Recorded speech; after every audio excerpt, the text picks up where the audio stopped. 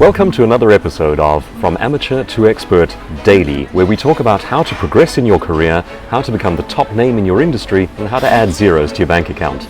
You catch me in the coastal city of Durban at the airport, which accounts for why my hair is about 5 times the size it normally is. It doesn't do well with that sort of thing. It just kind of explodes.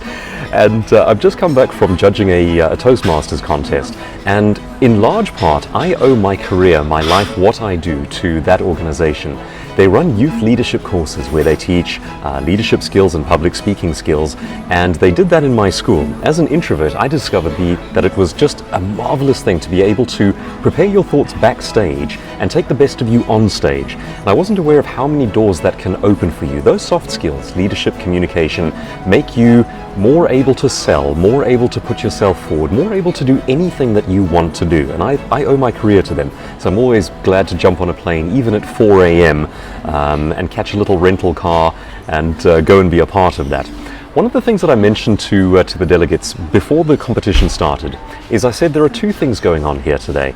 The first is that you're entering a speech contest, and that's terrifying. The second, and perhaps the more important one, is that you are beginning a pattern of behavior that can change things for you.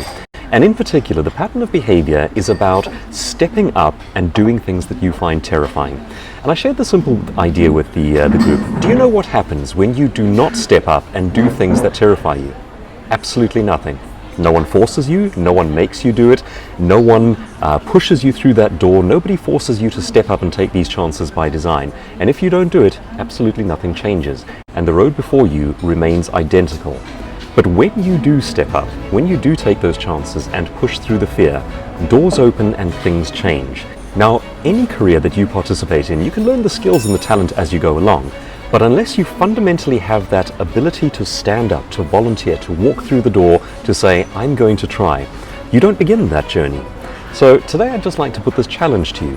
What terrifying thing would make a great difference to your career at the moment? Which door should you walk through?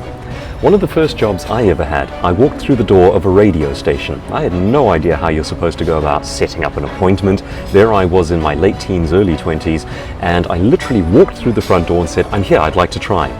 And because they didn't know what else to do with me, they let me do a demo, and that was the first thing that I ever did in the world of speaking and presenting. Since then I've traveled the world, and now I write books, and here I am chatting with you. So what thing requires a great deal of courage of you? Folks, the fear is normal. The fear indicates that you are human, and the fear doesn't matter. What really matters is that you walk through that door, that you volunteer, that you step up. Stepping up is the beginning of everything. How about if you did that today?